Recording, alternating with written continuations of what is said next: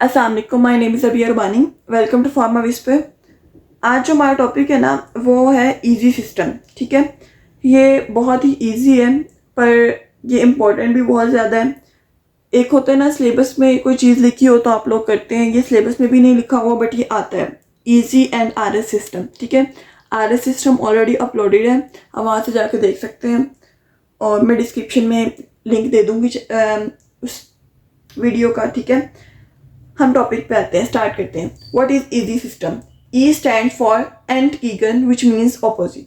ठीक है, and Z stand for zusammen which means same. ठीक है, अगर ऑपोजिट होगा then it is E system, अगर सेम होगा तो हमारे पास क्या है, दिस इज जी। ठीक है, अच्छा, हम कहते हैं easy system, it is a nomenclature system for naming organic compounds in geometrical isomerism. Geometrical isomerism हम क्या करते हैं, ऑर्गेनिक कंपाउंड्स की नेमिंग के लिए यूज करते हैं। अगर हमारे पास, हम कहते हैं, हम तो सिस ट्रांस भी यूज करते हैं कि ये सिस है, ये ट्रांस है।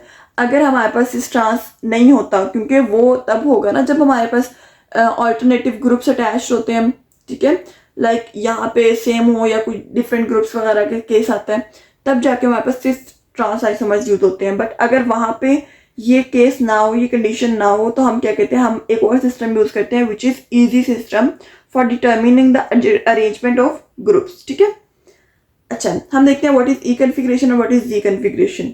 ई कन्फिग्रेशन, अगर हाईएस्ट प्रायोरिटी ग्रुप्स दोनों डबल बॉन्डेड कार्बन पे मीन के इट प्रेजेंट इन अल्कीन ना, तो अल्कीन में हम कहते हैं अगर हमारे पास दोनों कार्बन पे हाईएस्ट प्रायोरिटी ग्रुप्स एक ही साइड पे होते हैं तो जी कन्फिग्रेशन। अगर हमारे पास हाईएस्ट प्रायोरिटी ग्रुप्स जो होते हैं वो हमारे पास क्या होते हैं, ऑपोजिट साइड पे, then it is E configuration. ये देखते हैं कैसे। अब ये आप लोगों को नहीं समझ आ रही होगी, जब एग्जांपल होंगी तब आप लोगों को समझ आ जाएगी इंशाल्लाह। देखते हैं, अच्छा, हम देखते हैं सबसे पहले हमारे पास रूल्स क्या हैं। ठीक है, रूल्स में हम कहते हैं rank atoms which are directly attach to double bonded carbon on base of highest atomic number as priority. हमने क्या करना है, डबल बॉन्डेड कार्बन है ये दोनों, ठीक है, इनके साथ जो डायरेक्टली अटैच्ड ग्रुप्स हैं उनको according to their atomic number हमने प्रायोरिटी देनी है।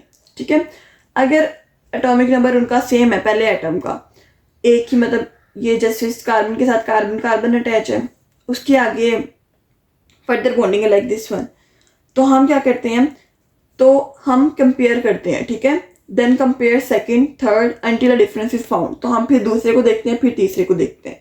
ये यहाँ से समझ आती है, मैं समझाती हूँ। अब देखें, ये हमारे पास क्या है, कार्बन डबल बॉन्डेड कार्बन है, इनके साथ ग्रुप्स अटैच्ड है। अब हमने क्या करना है, हमने देखना है कि एक कार्बन के साथ जो दो ग्रुप्स अटैच है ना, उनमें सबसे ज़्यादा हाईएस्ट प्रायोरिटी किसकी है, और प्रायोरिटी किसके लिहाज से देखनी है, एटॉमिक नंबर के अकॉर्डिंग देखनी है। तो अब इनमें से एटॉमिक नंबर ज़्यादा किसका है, क्लोरीन का, तो this is HPG, highest priority group. ठीक है, अब इस केस में किसका ज्यादा है, आयोडीन का, दिस इज HPG। ठीक है, तो हमने कैलकुलेट कर लिया कि ये हाईएस्ट प्रायोरिटी, ये हाईएस्ट प्रायोरिटी है दोनों कार्बन पे। अब हमने कहा था कि अगर हमारे पास हाई प्रायोरिटी ग्रुप्स एक ही साइड पे होते हैं तो हमारे पास क्या है, वो हमारे पास जी कन्फिग्रेशन है। अगर ऑपोजिट साइड पे है तो हमारे पास क्या है, ई कन्फिग्रेशन है। तो हम कहते हैं ये हमारे पास क्या है, सेम साइड्स पे हैं, तो दिस इज जी कन्फिग्रेशन। समझ आएगी। अब इस केस में देखते हैं, फ्लोरीन और क्लोरीन में कौन सा ज्यादा है, क्लोरीन है, दिस इज HPG, और इन दोनों के केस में आयोडीन, दिस इज HPG। तो हमारे पास क्या है, दोनों ऑपोजिट साइड्स पे हैं, तो क्या है, ये हमारे पास ई कन्फिग्रेशन। ठीक है, कौन सी कन्फिग्रेशन है, ये हमारे पास ई कन्फिग्रेशन है। ठीक है, समझ आएगी इतनी, ये बहुत इजी है अगर आप लोग थोड़ा समझ के करेंगे। ठीक है, अब ये देखते हैं, डबल बॉन्डेड कार्बन है दो, ठीक है, इनके दरमियान इनके साथ ग्रुप्स अटैच। अब हमने फाइंड करना है कि कौन सा ई हो, मतलब ये आते हो, ये ई होगा या हमारे पास जी होगा। अब देखते हैं, इनमें से देखते हैं हमारे पास हाई प्रायोरिटी ग्रुप्स कौन से हैं। ठीक है, अब देखें, हमने क्या करना है, जब हमारे पास ये कार्बन के साथ एक S है, एक ऑक्सीजन है, इनमें से ज्यादा प्रायोरिटी किसकी है, एटॉमिक नंबर किसका ज्यादा है, सल्फर का।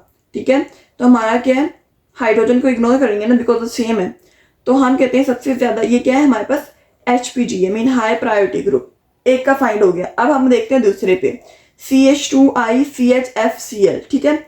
अब देखें, अब हमने क्या करना है, कार्बन कार्बन तो हो गया ख़त्म, कि मतलब हमें अब तो बाकी देखने हैं। अब हमने क्या करना है, बाकी एटम्स को, बाकी सारे एटम्स को क्या करना है, according to their atomic number arrange करना है। आई का सबसे ज़्यादा है, देन हाइड्रोजन, फिर हाइड्रोजन। इसमें क्लोरीन का सबसे ज़्यादा है, देन फ्लोरीन और देन हाइड्रोजन, ठीक है। तो हम कहते हैं कि अब हमारे पास क्या होगा, हमने देखना है, या अब इन दोनों में देखना है, ठीक है। इन दोनों में किसका ज़्यादा है, आयोडीन का। तो ये हमारे पास क्या है, HPG। बाकी देखने की जरूरत नहीं है, एक ही देखेंगे फिर, ठीक है। अगर ये दोनों भी सेम होते हैं फिर हम दूसरे वाला देखते हैं। अगर उसमें से एक ज़्यादा मतलब हाई प्रायोरिटी ग्रुप आता है, हम उसको कह देते हैं ये हाई प्रायोरिटी ग्रुप है, ठीक है। अगर वो भी सेम होते फिर हम थर्ड वाले पे देखते हैं। तो हमने पहले ही देखा, हमने कहा आयोडीन ज़्यादा है, बस ठीक है, ये हमारे पास हाई प्रायोरिटी ग्रुप है, ठीक है। तो ये हमारे पास क्या है, दिस इज HPG। तो दोनों सेम है, then this is Z configuration, ठीक है। समझ आ गई। अब इसकी सिग्निफिकेंस देखते हैं। सिग्निफिकेंस में हम कहते हैं हमारे पास क्या होता है, it is understanding the properties and reactivity of geometrical isomers, ठीक है। Naming and communication of geometrical isomers, easy comparison करता है डिफरेंट आइसोमर्स के दरमियान, रिएक्टिविटी को मतलब आइडेंटिफाई करता है, उसकी रिएक्टिविटी को अंडरस्टैंड करता है, प्रॉपर्टीज को डिस्क्राइब करता है, और इसकी नेमिंग वगैरह में यूटिलाइज होता है। ये हमारे पास ईजी सिस्टम, बहुत ज़्यादा आसान है अगर आप लोग थोड़ा बहुत समझ के करते हैं, ठीक है। और पेपर पॉइंट ऑफ व्यू से भी इम्पोर्टेंट है। होप तो समझ लग गई है। अगर नहीं समझ आई आप लोग पूछ सकते हैं। डिस्क्रिप्शन में व्हाट्सएप ग्रुप का लिंक है, आप वहाँ से ज्वाइन कर सकते हैं, नोट्स वगैरह ले सकते हैं। जज़ाकल्लाह।